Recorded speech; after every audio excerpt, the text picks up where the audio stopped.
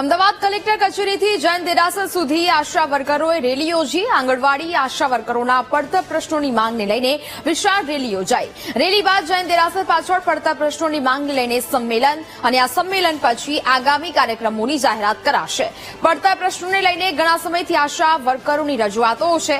આગામી બજેટમાં 22 પડતર માંગણીઓને સંતોષવા માટેની માંગ કરાઈ છે।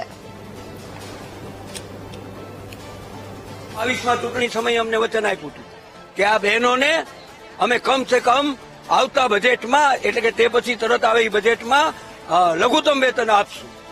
આજે 2025 આવી ગઈ અને ત્યાં સુધી ગુજરાત સરકારે કે કેન્દ્ર સરકારે કોઈ વધારો આપ્યો નથી। કેન્દ્ર સરકારની આ યોજના છે અને રાજ્ય સરકારનો 40%નો હિસ્સો છે। તો કેન્દ્ર સરકારે 2018 થી એક પણ રૂપિયો માનદ વેતનમાં પણ વધારો કર્યો નથી। અને છેલ્લે વિસ્ફોટક વાત એમ છે કે આ બહેનો માટે આવેલા પૈસા પણ ક્યાંક ગુમ થઈ જાય છે। આ બહેનોએ ડિજિટલ કામ કરવું પડે। સવારથી સાંજ સુધીમાં એક આંગણવાડી કેન્દ્ર ઉપર 35 ફોટા પાડવા પડે અને આશા વર્કરે પોતાની કામગીરીના કમસે કમ 20 ફોટા પાડવા પડે। આંગણવાડી વર્કરને નવા મોબાઈલ ખરીદવા માટે કેન્દ્ર સરકારે 60 કરોડ રૂપિયા 1.5 વર્ષથી ચૂકવી દીધા છે, પરંતુ આ આંગણવાડી વર્કરને કોઈ પણ પ્રકારનો નવો મોબાઈલ આપવામાં આવ્યો નથી અને પોતાના ઘરના મોબાઈલથી ફરજિયાત રીતે કામગીરી કરવાનું કહેવામાં આવે છે। આશા વર્કરને ફરજિયાત ડિજિટલ કામ કરવાનું કહેવામાં આવે છે, પરંતુ એને મોબાઈલ આપતા નથી। બહેનો ઉપર ધમકાવવાની ભાષા જ ચાલે છે। તમે કામ આ નહીં કરો તમારા પોતાના મોબાઈલથી તો તમને કાઢી મૂકશું।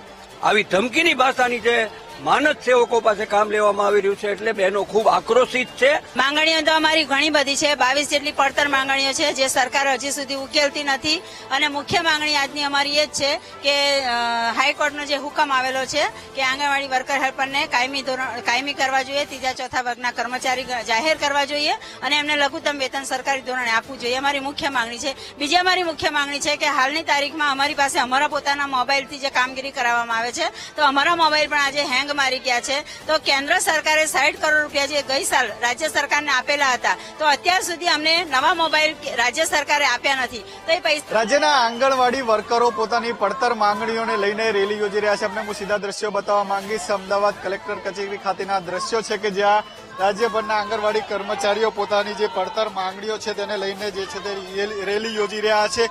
22 જેટલી માંગણીઓ જે છે તે આંગણવાડી વર્કરોની જે છે ને તેને જ લઈને આ રેલીનું જે છે તે આજે આયોજન કરવામાં આવ્યું છે। અમદાવાદ કલેક્ટર કચેરી ખાતેથી આ વિશાળ રેલીનું આયોજન કરવામાં આવ્યું છે અને પોતાની જે માંગણીઓ જે છે તે સરકાર સ્વીકારે તે માટેની માંગ કરવામાં આવી છે।